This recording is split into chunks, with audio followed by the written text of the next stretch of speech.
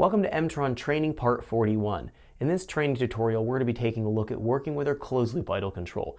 Closed loop idle control starts to allow the Emtron to look at the idle RPM error, or the difference between our actual idle speed and the target idle speed that we program. It allows it to start to take control over the number of steps that we're sending out to a stepper motor, or if we're dealing with a pulse width modulated motor, the percentage of duty cycle that we're actually sending out, essentially manipulating the amount of airflow that we're working with within the idle control, which then indirectly is going to be changing the engine's torque production.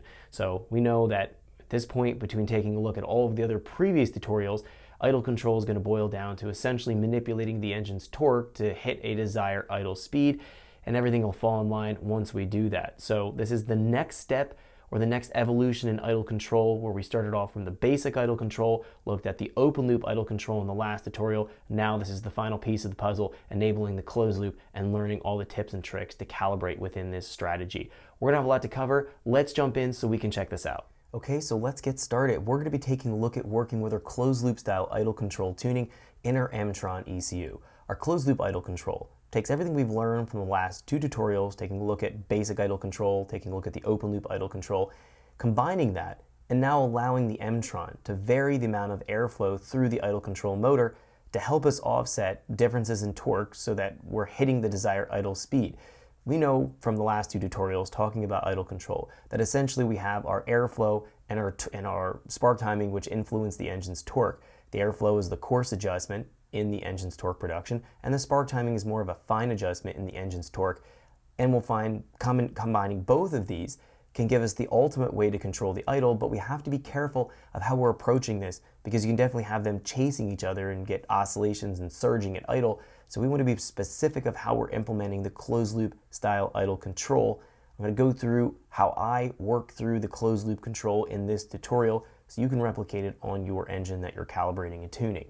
Now, the first thing I want to do here is just revisit the different types of idle control motors. We'll go through the configuration and setup details, and then we'll jump in and start to actually dig through the tables that are specific to the closed loop, understand how this ties together and how this works. It's actually relatively simple to program again and work with, but you have to be specific of how you're applying it, because you can definitely get yourself in trouble and chase your tail, because if you have airflow being varied and spark timing being varied, you'll find that you get undesirable results. You'll get oscillations in idle or erratic control in idle, all things we want to avoid. We want to have a nice smooth idle that's repeatable, and we definitely can accomplish all of that within the closed loop routine. All right, so what we're going to do here is jump from our tuning window into configure, and we're going to go in here to functions and into function output setup. In function output setup, if we take a look down here under engine functions, we know we have our idle ignition control. We've talked about that. The idle ignition control base table is where the spark timing is going to come from within idle conditions. We're going to set what that timing is going to be appropriate to be able to achieve that desired idle speed.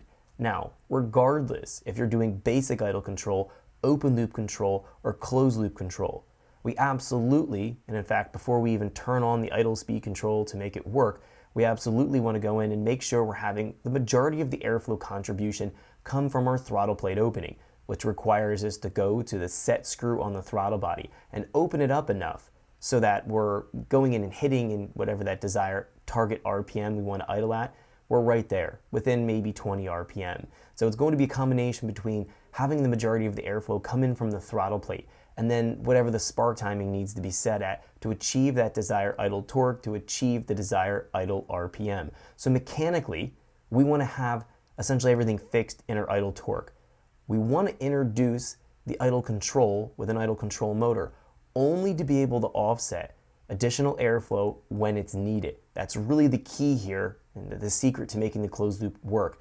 We don't want to rely on airflow having to be fed through the idle control motor, having, let's say, 70% of the airflow through the throttle plate and the other 20 or 30% coming through the idle control motor. We want to make sure that, let's say, 90 to 95%, maybe even 100% of the airflow needed mechanically on a warm idle to come through the throttle plate opening. The additional airflow that we need, or the additional torque that we need, the offset in airflow, the offset in torque, to come in using the idle control motor only when we have a specific condition that calls for it. looking into a cooling fan coming on, air conditioning coming on, power steering coming on. Those things, again, will have a draw in the torque and we need additional airflow. That's where we want to go in and turn on the actual closed loop control for the idle and turn on the idle control motor to be able to give that airflow.